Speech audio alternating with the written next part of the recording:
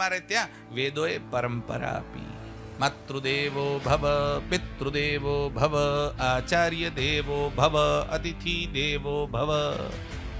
ઘરમાં રોજ ઉઠો, પહેલા માને પ્રણામ કરો, પછી પિતાને પ્રણામ કરો, પછી આચાર્યોને પ્રણામ કરો, પછી અતિથિ આવે તો એને દેવ સમજીને પ્રણામ કરો. ઘરથી બહાર નીકળો એટલે ગૌમાતાને પ્રણામ કરો, ગણેશજીનું સ્મરણ કરો.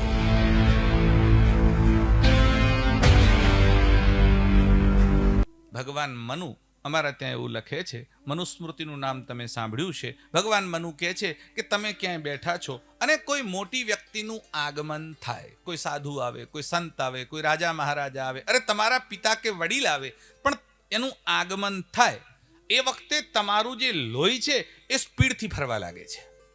એને જોયા પછી મનમાં જે ડર થાય છે એના કારણે લોહીનું પરિભ્રમણ તીવ્ર બને છે, એટલે રક્તચાપ, જેને તમે બીપી કહો છો, એ વધવા લાગે છે. અને એ વખતે તમે ઊભા થઈ અને જો પ્રણામ કરો એટલે રક્તચાપ પાછો નીચે બેસે છે, એટલે બીપી સ્થિર થાય છે. એટલે ક્યારે પણ વડીલ આવે તો બેસી ન રહેવું, ઊભા થવું અને પ્રણામ કરવું. સ્વાસ્થ્ય માટે તો છે જ, પરંપરા માટે તો છે જ, અને અમારે ત્યાં વેદોએ પરંપરા આપી. માતૃદેવો ભવ, પિતૃદેવો ભવ, આચાર્ય દેવો ભવ, અતિથિ દેવો ભવ.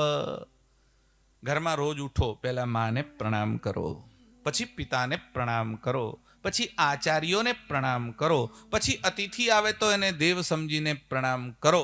ઘરથી બહાર નીકળો એટલે ગૌમાતાને પ્રણામ કરો, ગણેશજીનું સ્મરણ કરો.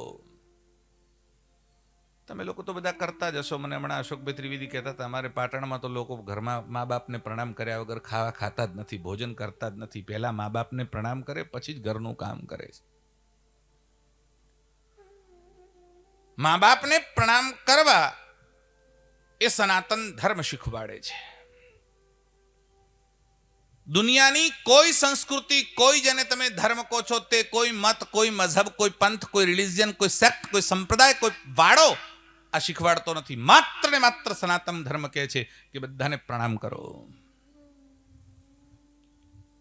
વસંતગીરીજી મહારાજ તો સંન્યાસી છે, આશ્રમમાં મારા કરતા મોટા છે, ઉંમરમાં પણ મારા કરતા મોટા છે, છતાં એ પ્રણામ કરે છે.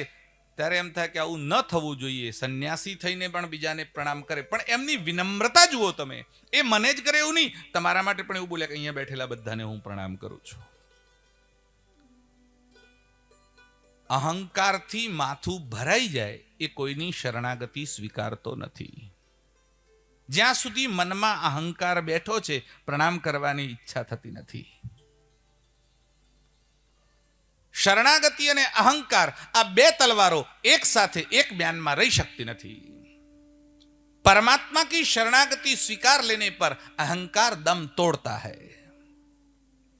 જેણે પરમાત્માની શરણાગતિ સ્વીકારી એનો અહંકાર નાશ પામે છે. કોઈ વ્યક્તિના આગળ માથું ન ઝૂકે, પણ કેટલાક મંદિરમાં જાય તો ભગવાનની આગળ પણ માથું ન ઝૂકે. તમે એને ભગવાન સમજો છો, પેલો પથ્થરની મૂર્તિ સમજે છે. અમારું તો કેવું એવું છે કે તમે પથ્થર સમજીને પણ, અરે સામે માણસ નથી, એને એક વખત પ્રણામ કરતા ઈચ્છા થશે તો આગળ સજીવને પણ પ્રણામ કરવાની ઈચ્છા થશે. આ તો તમારા માટે કહું છું. બાકી અમે તો એવું માનીએ છીએ કે પરમાત્મા અંદર બેઠેલો છે.